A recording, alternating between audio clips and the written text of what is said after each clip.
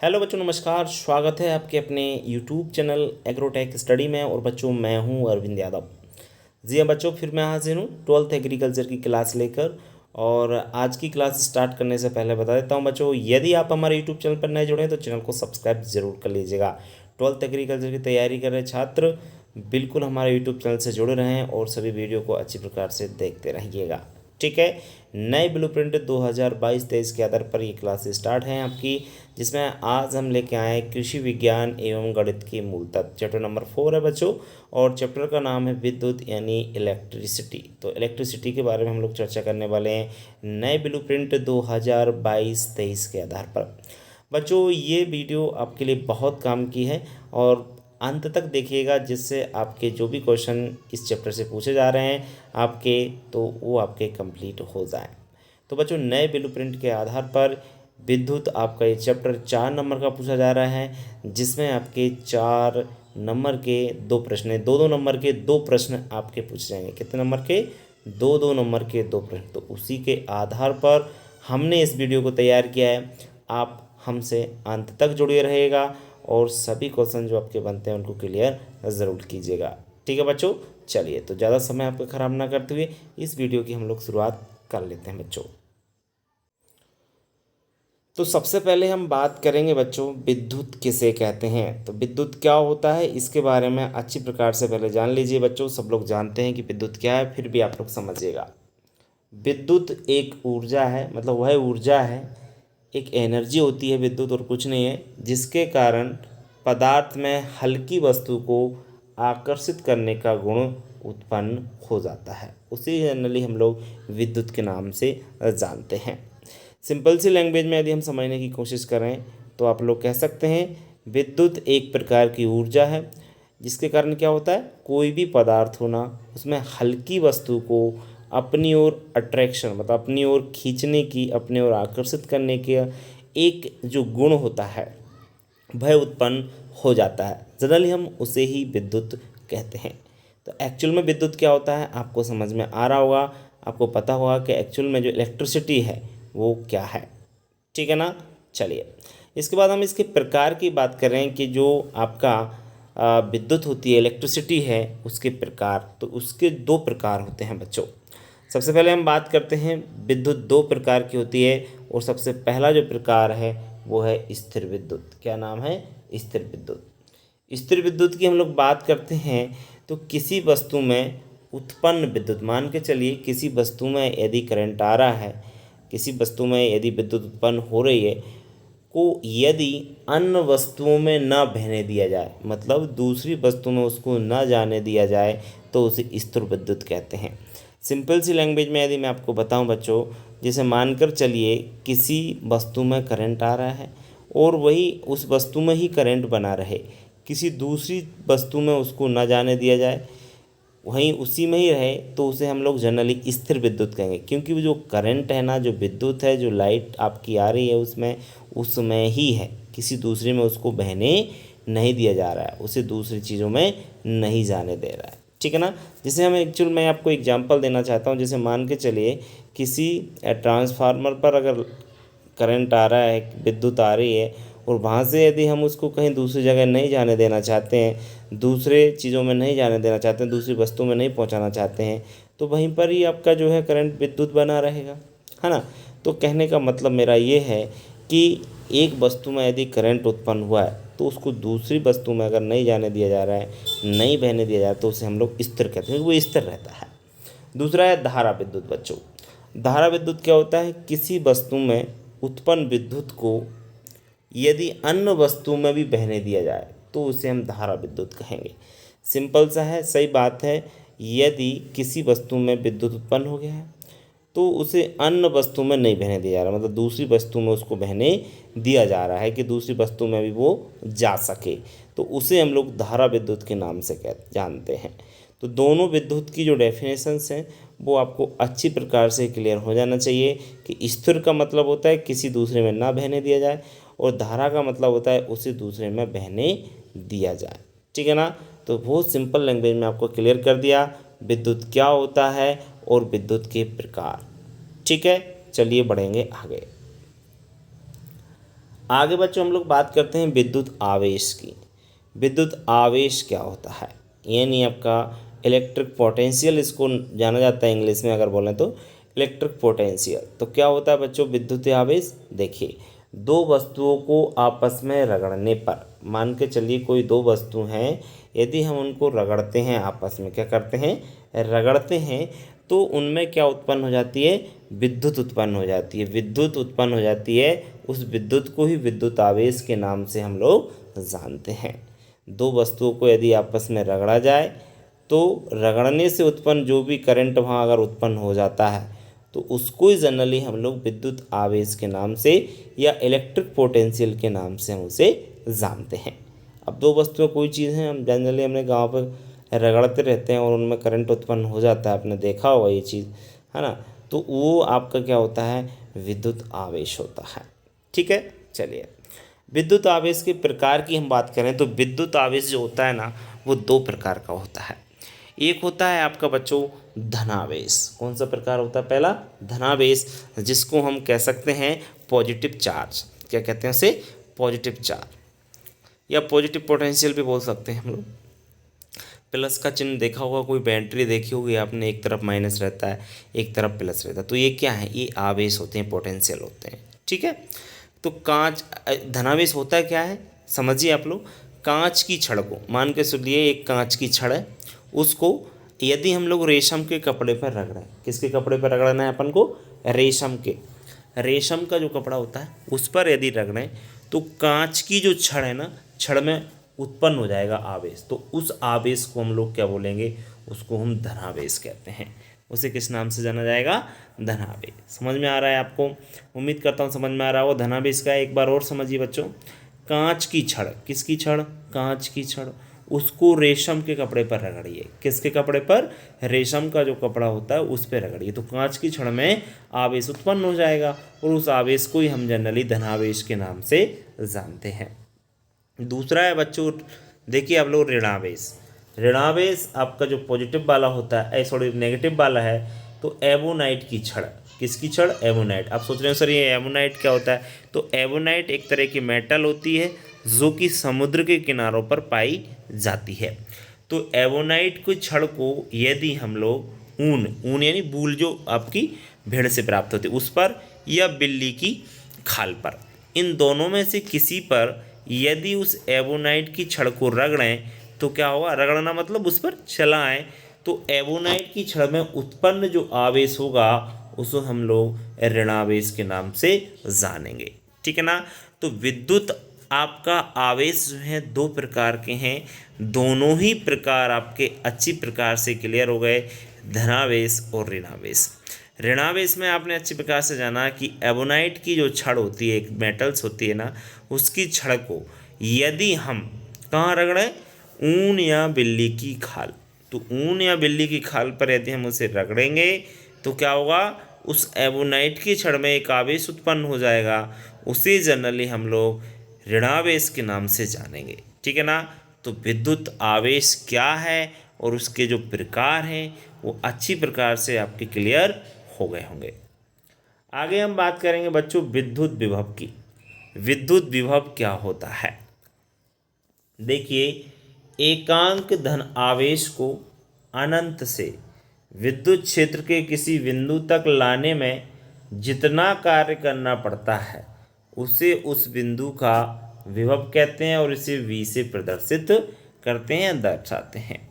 देखिए मैं आपको एक चीज़ आपको क्लियर की थी, शायद आपको मालूम है, चुंबकीय विभव पढ़ा रहा था आपको, तब मैंने क्लियर की थी कि चुंबकीय विभव क्या होता है। यहाँ पर विद्युत विभव आया है, तो विद्युत विभव को समझने के लिए आपको क्या पता होना चाहिए, पहले विद्युत क्षेत्र पता होना चाहिए। जिस प्रकार से आपके चुंबकीय क्षेत्र आपको मालूम था उसी प्रकार से आपको विद्युतीय क्षेत्र भी मालूम होना चाहिए।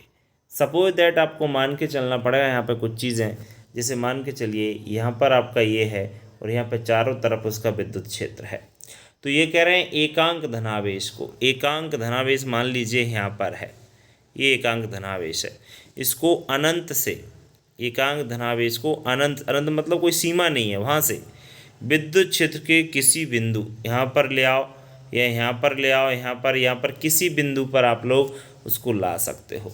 तो लाने में जितना कार्य करना पड़ेगा, मतलब जहाँ से लेके यहाँ तक जितना भी कार्य करना पड़ता है उसे उस बिंदु का क्या कहेंगे, उस बिंदु का उसे विभव कहा जाता है। और इसे v से दर्शाते हैं, v से इसको प्रदर्शित किया जाता है आपके विद्युत विभव को।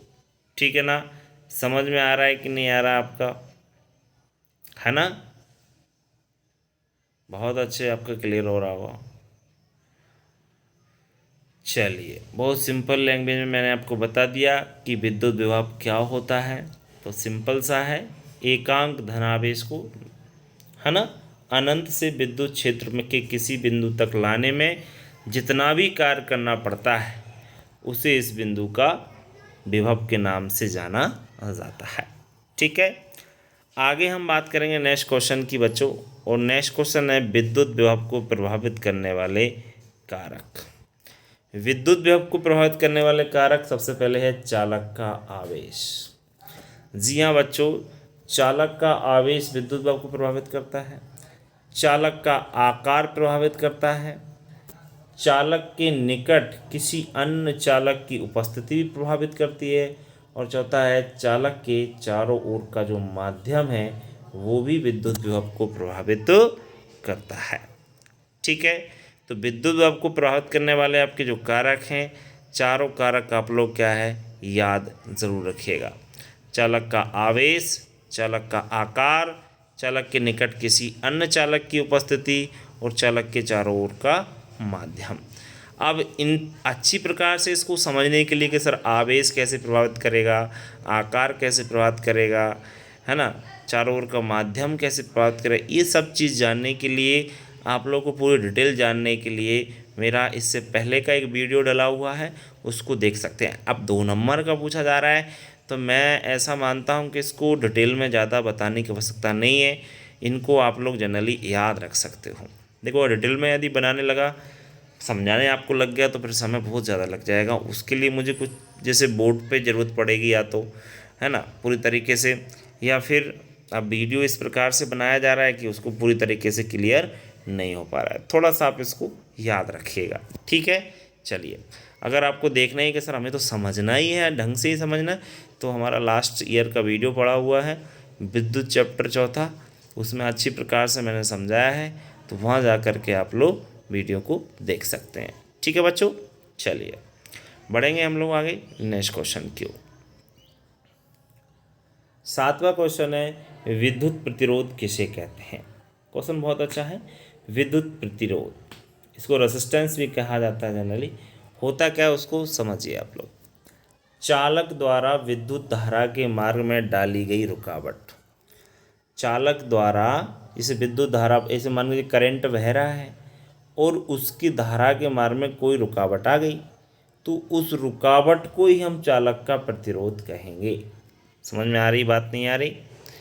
कि कोई चालक द्वारा विद्युत धारा के मार्ग में, किसी भी चालक है कोई, उसके द्वारा यदि विद्युत यानी करंट आ रहा है, उसके बीच में यदि कोई रुकावट डाल दे तो उस रुकावट को ही हम क्या कहेंगे, प्रतिरोध कहते हैं। और इसका जो मात्रक होता है विशेष याद रखना, वो होता है ओम। विद्युत प्रतिरोध का मात्रक क्या होता है बच्चों, ओम होता है, ये आपको याद रखना होगा। विद्युत प्रतिरोध को प्रभावित करने वाले कारक देख लीजिए। तो विद्युत प्रतिरोध को निम्नलिखित कारक प्रभावित करते हैं। सबसे पहला कारक है तार की लंबाई। जी हाँ बच्चों, तार की लंबाई जितनी अधिक होगी विद्युत प्रतिरोध उतना ही आपका ज़्यादा होगा। आप देखते हो कि ज़्यादा बड़ी लाइन पर क्या होता है, जैसे लाइन ज़्यादा लंबी होती है तो करंट आपका कम कम या रुक रुक के आता है, ये आपने देखा होगा, कम ज़्यादा होता रहता है वोल्टेज जनरली। तो उसका कारण है कि लाइन लंबी है। लाइन जब लंबी होती है ना, तार की लंबाई ज़्यादा होती है ना, तो प्रतिरोध ज़्यादा होता है, रुकावट ज़्यादा आती है, यही प्रॉब्लम है। हाँ, तार की लंबाई यदि कम होगी तो आपका प्रतिरोध कम होता है। दूसरा है तार का ताप। जी हाँ बच्चों, तार का यदि टेम्परेचर ज़्यादा हो गया तो प्रतिरोध भी आपका ज़्यादा ही होगा। और तार का टेम्परेचर यदि कम है तो आपका जो प्रतिरोध है, मतलब रुकावट है विद्युत धारा के, उसमें विद्युत धारा जो बह रही है उसके मार्ग में यदि तार का टेम्परेचर ज़्यादा है तो प्रतिरोध ज़्यादा ही होगा, याद रखना। तार का पदार्थ आपको एक अच्छी तरह मालूम होगा कि तार किस चीज़ का बना है ना। मान के चलिए तार एल्यूमिनियम का है, या आपका तांबे का यानी कॉपर का है, या चांदी का है। देखिए सबसे अच्छा जो करंट आता है वो किस तार में आता है, ध्यान रखें, चांदी के तार में, सिल्वर का तार सबसे अच्छा सुचालक माना जाता है। आपकी विद्युत का सबसे बढ़िया सुचालक है चांदी। दूसरे नंबर पर कॉपर आता है और लास्ट में एल्यूमिनियम। अब भैया सिल्वर तो इतना महंगा आता है, उसके तार तो नहीं बन सकते ना, इस वजह से ज़्यादातर एल्यूमिनियम, उसके बाद कॉपर का भी आपका यूज़ विद्युत में किया जाता है। तो वही चीज़ है कि तार का पदार्थ कैसा, अगर मान के चलिए जो कॉपर का तार है तो विद्युत प्रतिरोध आपका कम होगा, और यदि एल्युमिनियम का तार है तो विद्युत प्रतिरोध बढ़ने के चांसेस ज़्यादा रहते हैं। तार का अनुप्रस्थ काट का क्षेत्रफल, अनुप्रस्थ काट का क्षेत्रफल का मतलब ये होता है कि मान के चलिए ये तार है, ये तार, अगर तार पतला है, सपोज दैट ये वाला तार पतला है तो प्रतिरोध ज़्यादा होगा, और यदि तार मोटा है तो आपका जो वोल्टेज आ रहा है करंट का उतना ही वोल्टेज आता रहेगा। यही है होता कि नहीं होता कि पतला तार होने पर रुकावट आती है जो करंट में या जो वोल्टेज में, वो यही होता है। तो तार का अनुप्रस्थ काट का क्षेत्रफल यदि ज़्यादा है तो हमेशा ही प्रतिरोध कम होगा, और अनुप्रस्थ काट का क्षेत्रफल कम है तो सीधी सी बात है जो प्रतिरोध होगा वो आपका ज़्यादा होगा। ठीक है, चलिए तो विद्युत प्रतिरोध को प्रभावित करने वाले कारक आपको समझ में आ गए। नेक्स्ट हम बात करते हैं विद्युत बल रेखाओं की। जिस प्रकार से आपने चुंबकीय बल रेखाएं पढ़ी थी ना, उसी प्रकार से सेम टू सेम आपकी विद्युत बल रेखाएं होती हैं, बिल्कुल भी अंतर नहीं है। सिर्फ चुंबक के जगह आपको कौन सा वर्ड यूज करना है, विद्युत बल जो होता है वो विद्युत बल यूज करना है। ठीक है, चलिए बहुत बढ़िया। तो विद्युत बल रेखाएं वे निष्कोण मतलब बिना कोण की वक्र रेखाएं होती हैं जिनके सहारे एकांक धनावेश चलता है, एकांक धनावेश चलता है। वहाँ पर हम लोग क्या पढ़ रहे थे, वहाँ पर चुंबक के बारे में आपने क्या पढ़ा था कि चुंबकीय बल रेखाएं वे निष्कोण वक्र रेखाएं होती है जिनके सहारे क्या चल रहा था, एकांक उत्तरी ध्रुव चल रहा था। ध्यान हो आपको, शायद अगर आपने चैप्टर पढ़ा होगा तो आपको अच्छी प्रकार से याद आ रहा होगा कि हाँ सर यही पढ़ा था, है ना। यहाँ पर कौन चल रहा है, एकांक धनावेश चलता है। तो विद्युत बल रेखाओं का पूरा चित्र उनका चुंबकीय बल रेखाओं का पूरा चित्र सहित मैंने आपको बताया था। एक चुंबक होती है उसके, तो उसी प्रकार से जैसे मान के चलिए ये विद्युत है, यहाँ पर करंट आ रहा है, तो यहाँ पर से आपकी जो रेखाएं हांगी, अब इसके गुण पढ़ते हैं फिर समझ में आ जाएगा। देखिए गुण देख लीजिए थोड़ा, विद्युत बल रेखाओं के गुण। सबसे पहला है दो वक्र रेखाएं एक दूसरे को कभी नहीं काटती। सही बात है, ये करंट है आपका यहाँ पर, तो जैसे आपके दोनों, एक तरफ होता है पॉजिटिव चार्ज, एक तरफ होता है नेगेटिव चार्ज। पॉजिटिव चार्ज से हमेशा निकलती हैं जो विद्युत बल रेखाएं होती हैं, और इधर जाके आपके इसमें जाके प्रवेश कर जाती हैं नेगेटिव चार्ज में। तो कहने का मतलब है ये वक्र रेखाएं एक दूसरे को कभी नहीं काटती। इस पर अब यहाँ पर तो बनते हुए कट रहा है, लेकिन ऐसा नहीं होता है। विद्युत बल रेखाएं जो होती हैं वो एक दूसरे को कभी नहीं काटती हैं, इस बात का आपको याद रखना है विशेषकर। यह धनावेश से निकलती हैं और ऋणावेश में प्रवेश करती हैं। सही बात है, हमेशा आपने देखा होगा कि जो विद्युत बल रेखाएं या चुंबकीय बल रेखाएं हैं, दोनों क्वेश्चन को साथ क्लियर कर रहा हूँ, एक जैसे हैं, सेम टू सेम। तो चाहे विद्युत बल रेखाएं हों चाहे चुंबकीय बल रेखाएं, हमेशा धनावेश, जहाँ आपका धनावेश से निकलती हैं, और वो किससे निकलती हैं चुंबकीय बल रेखाएं, उत्तरी ध्रुव से निकलती हैं। विद्युत बल रेखाएं ऋणावेश में प्रवेश करती हैं, और चुंबकीय बल रेखाएं आपकी किस में प्रवेश कर रही थी, दक्षिणी ध्रुव में। अगर आपने चैप्टर देखा हो तो आपको अच्छी तरह से क्लियर हो। इनमें लंबाई की दिशा में तनाव होता है, तनाव यानी खिंचाव होता है। जिधर उनकी लंबाई होती है ना उधर की तरफ ये खींचती हैं अपने आप में, इनमें क्या होता है, खिंचाव होता है, कह सकते हैं हम लोग इनकी लंबाई की दिशा में इनका तनाव होता है। ठीक है ना। इसके बाद चौथा है पृष्ठ के लंबवत प्रारंभ होकर लंबवती समाप्त हो जाती हैं। सही बात है, रेखाएं काल्पनिक होती हैं, कोई दिखाई थोड़ी ना देती हैं। काल्पनिक जो रेखाएं होती हैं ये लंबाई की दिशा में तो प्रारंभ होती हैं और लंबवती ये क्या हो जाती हैं, समाप्त हो जाती हैं। ठीक है, तो आपको समझ में आ गया होगा विद्युत बल रेखाएं एक्चुअल में क्या हैं और इनके क्या गुण होते हैं। उम्मीद करता हूँ सभी छात्रों को बहुत अच्छी प्रकार से ये चीज़ क्लियर हो गई होगी। ठीक है, चलिए आगे बढ़ने से पहले मैं आपको बताना चाहता हूँ सभी छात्र अपनी तैयारी सर्वों पर रखें, है ना। और 19 तारीख से आपकी त्रैमासिक परीक्षा भी है, तो मेरी कोशिश रहेगी कि त्रैमासिक परीक्षा से पहले मैं आपको जो भी क्वेश्चन बनते हैं IMP वो आपको सभी करा दूं, इम्पोर्टेंट हों जो भी हैं, तो मेरी कोशिश यही है। बहुत सारे छात्र अभी व्हाट्सएप पे मैसेज कर रहे हैं कि सर आप जो है त्रैमासिक के लिए कोई वीडियो बना दीजिए। तो भाई अभी तो कम ही हमारा सिलेबस चल रहा है, 3 चैप्टर कंप्लीट हुए हैं, 4था चैप्टर स्टार्ट किया है, तो इतना परेशान होने की अवस्था नहीं है। बस हमारे वीडियो से आप पढ़ लें, इस वीडियो से कोई बाहर क्वेश्चन नहीं जाएगा। रही बात OT की, तो जिस चैप्टर से OT आपके पूछे जा रहे हैं तो वो नए ब्लूप्रिंट के आधार पर ही पूछे जाएंगे, कोई अलग से उसमें कुछ नहीं पूछा जाएगा। इस वजह से आप लोग परेशान ना हो। मैं आपको सब, आप जैसे कल पशुपालन का डरना है तो पशुपालन के अब 4थे चैप्टर जो है आपका पशु रोग फर्स्ट, और तो उसमें 4 OT आ रहे हैं, तो वहाँ से OT पूछ जाए तो मैं कल करा दूंगा, आप चिंता ना करें, परेशान ना। आपकी परेशानी देखी नहीं जाती है। वो सारे छात्र पूछते हैं व्हाट्सएप के माध्यम से, सर कब क्या होगा, वीडियो कब लाओगे, सर वीडियो लाओ जल्द से जल्द।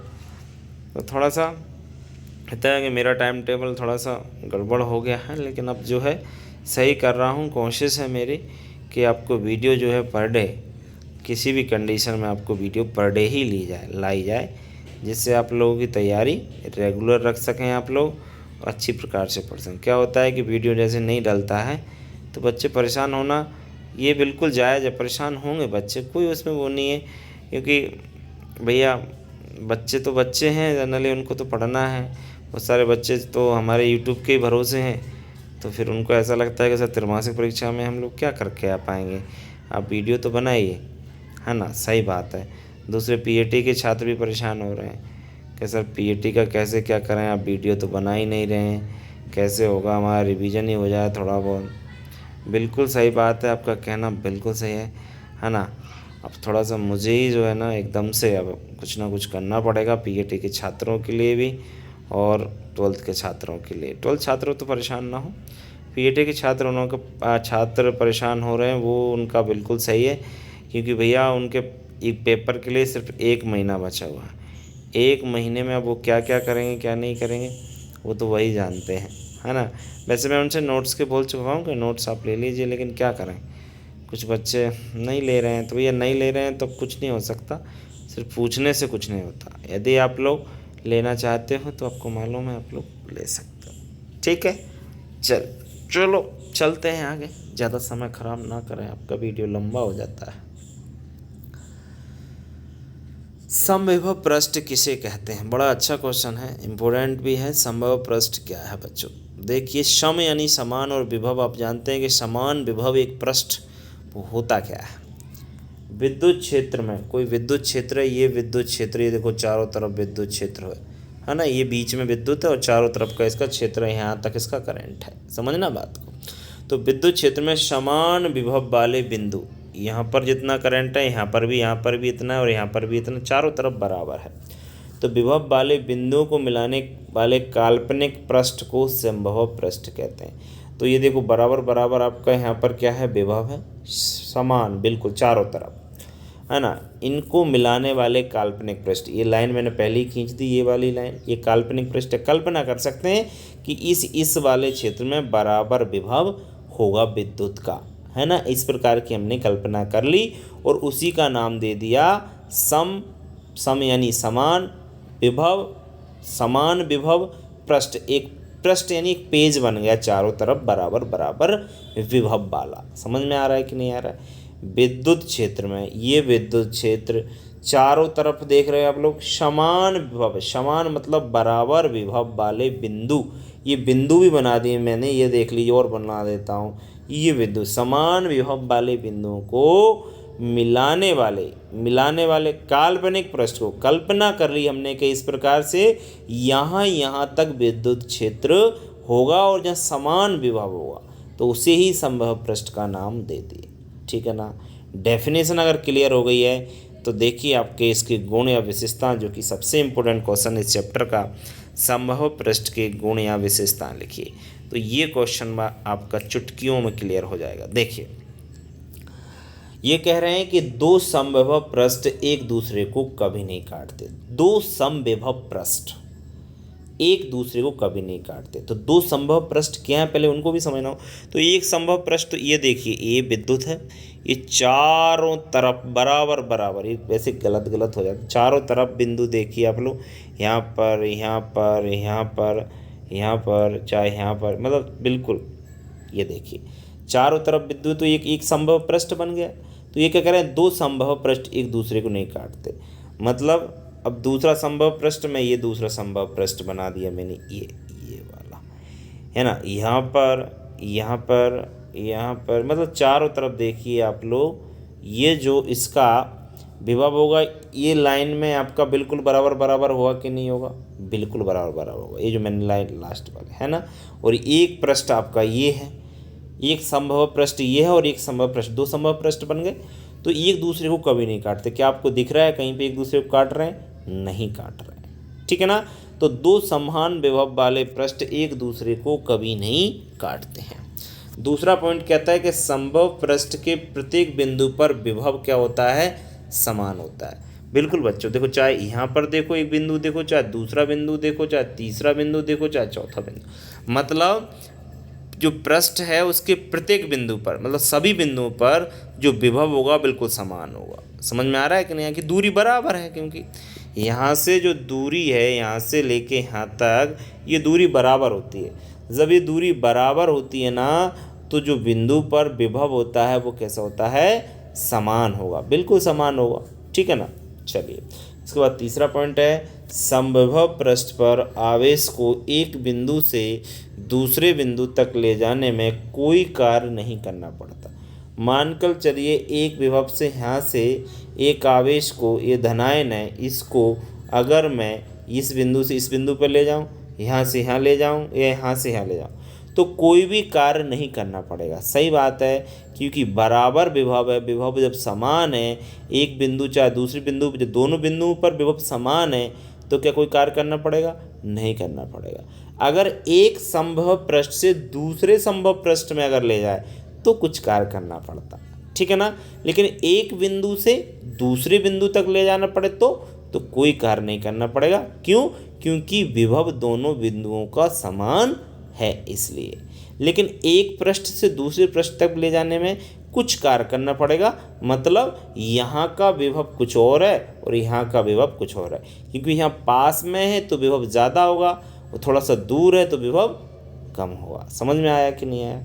चलो, संभव पृष्ठ अगर आपको समझ में आ गया तो बहुत बड़ी बात है, क्योंकि सबसे इम्पोर्टेंट क्वेश्चन है और ये क्वेश्चन पूछा ही जाता है, इसलिए इसको अच्छी प्रकार से आप लोग याद रखेंगे। ठीक है। चलिए बढ़ते हैं हम लोग आगे नेक्स्ट आपके क्वेश्चन की ओर। और नेक्स्ट क्वेश्चन आपका कौन सा है? देखिए बच्चों, विद्युत वाहक बल से आप क्या समझते हैं? विद्युत वाहक बल समझना अच्छी प्रकार से। तो क्या होता है बच्चों, इंपॉर्टेंट क्वेश्चन, एक कूलाम आवेश को पूरे परिपथ में चलाने के लिए जितना कार्य करना पड़ता है उसे उस सेल का विद्युत वाहक बल कहते हैं। एक कूलाम आवेश को, कूलाम एक यूनिट होती है ना, कूलाम एक यूनिट होती है ना। तो आवेश को पूरे परिपथ में, अब पूरा परिपथ क्या है? पूरा परिपथ आपने देखा होगा, जैसे इस प्रकार का परिपथ रहता होगा, आपने देखा होगा, अगर नहीं देखा हो तो देख लेना। आपका इस प्रकार का आपका रहता है, अगर आपने कहीं गौर किया हो तो आपको मालूम होगा, आपने अगर 10th में पढ़ा होगा तो भी आपको मालूम होगा कि इस प्रकार से आपका एक पूरा क्या रहता है, सेल रहता है, जिसमें आपकी कुंजी रहती है, सेल रहता है आपका, है ना, इस प्रकार से आपका रहता है। तो पूरा एक यहाँ से लेके यहाँ तक, ये चारों तरफ आपका क्या हो गया, पूरा परिपथ। तो उस पूरे परिपथ में चलाने का जितना कार्य करना पड़े, सही बात है, जितना भी कार्य करना पड़े उसे उस सेल का विद्युत वाहक बल के नाम से जाना जाता है। समझ में आ रहा है कि नहीं आ रहा है? थोड़ा बहुत पल्ले पड़ रहा होगा, पूरी तरीके से क्लियर नहीं हो रहा होगा, मैं समझ सकता हूँ ये वाले क्वेश्चन का। एक कूलाम आवेश को पूरे परिपथ में चलाने के लिए जितना भी कार्य करना पड़ता है उसे उस सेल का विद्युत वाहक बल के नाम से जाना। तो पूरा परिपथ मतलब जैसे एक रेडियो होता है या कोई भी टीवी होती है, तो पूरा का पूरा उसमें देखो स्विच होता है, स्विच से फिर आपका जो होता है करंट वहाँ जाता है, फिर वहाँ जाता है, इस प्रकार से आपका पूरा एक परिपथ होता है ना। तो पूरे परिपथ में जितना भी आपका टाइम लगेगा, जितना भी कार्य करना पड़ेगा, काम करना पड़ेगा, उस करंट को उस सेल का विद्युत वाहक बल कहा जाएगा। ठीक है, थोड़ा बहुत पल्ले पड़ गया होगा। विभवांतर से आप क्या समझते हैं? विभव अंतर है, कुछ नहीं है। विभवांतर को अगर हम संधि विकसित करें, विभव प्लस अंतर बराबर विभवांतर, तो अंतर विभव में सीधी सी बात है। विद्युत क्षेत्र में एकांक धनावेश को एक बिंदु से दूसरे बिंदु तक ले जाने में जितना भी कार्य करना पड़े उसे उन दोनों बिंदुओं के बीच का विभवांतर कहते हैं, उसे V से प्रदर्शित करते हैं। मैंने आपको पहले ही बता चुका हूँ, ये देखो मिटा के बताता हूँ, समझाता हूँ। देखिए विद्युत क्षेत्र में एक ये विद्युत क्षेत्र है, एकांक धनावेश को एक बिंदु से, देखो मैंने आपको ये पूरा विद्युत वो बनाया था, ये इस प्रकार से समविभव पृष्ठ बनाया। तो देखिए एक बिंदु यहाँ है और एक बिंदु यहाँ है ना, दोनों पृष्ठ हो गए। तो एक बिंदु से दूसरे बिंदु, ये बिंदु के दोनों के बिंदु पर जहाँ यहाँ से कोई आवेश अगर मैं यहाँ पे ले जाऊँ तो जितना भी कार्य करना पड़े तो उन दोनों बिंदु मतलब ये बिंदु और ये बिंदु, मतलब एक बिंदु ये और एक बिंदु ये, दोनों बिंदुओं के बीच का विभवांतर, यहाँ से यहाँ तक जो विभवांतर, तो इसे B से प्रदर्शित भी करते हैं। ये भी आप लोग याद रखें, मैं तो पहले ही बता चुका हूँ। विभवांतर क्या है, उम्मीद आपको समझ में आ गया हो कि संभव जैसे प्रश्न रहता है ना, उसमें एक बिंदु से दूसरे बिंदु तक जितना भी कार्य करना पड़ता है ना, उसी विभवांतर के नाम से जाना जाता है। ठीक है, तो 14 क्वेश्चन, ठीक है 14 क्वेश्चन आपने देखे, 14 क्वेश्चन है, इससे बाहर नहीं जाएगा। एक क्वेश्चन बन सकता है विद्युत वाहक बल और विभवांतर में अंतर, तो डेफिनेशन यदि आप लिखे आते हो, 2 नंबर में तो पूछ रहा है, तो आप इन दोनों की डेफिनेशन भी यदि लिखे आओगे तो भी आपको क्लियर हो जाएगा। ठीक है, नंबर मिल जाएंगे। फिर भी मैंने कोशिश की आपको पूरा समझाने की, पूरा समझ में आपको आ गया होगा। फिर भी थोड़ा सा चैप्टर डिफ़िकल्ट है, समझ में यदि कम आया हो तो परेशान ना हो। पुराना हमारा वीडियो है लास्ट ईयर का, उसको देख लें, है ना, प्लेलिस्ट में जा कर के सब आपको मिल जाएगा, वीडियोज़ में जा कर के देख सकते हैं। लास्ट ईयर में मैंने इस चैप्टर को इसी प्रकार समझाया था, वहाँ पे थोड़ा सा और डिटेल में मैंने पढ़ाया था, यहाँ पे थोड़ा सा समय कम लिया है ना। ठीक है, तो परेशान ना हो, पढ़ सकते हैं आप लोग। बाकी आप लोग हमसे जुड़े रहें, वीडियो को शेयर ज़्यादा से ज़्यादा करें। ठीक है, मिलते हैं नेक्स्ट वीडियो में बच्चों, तब तक के लिए नमस्कार।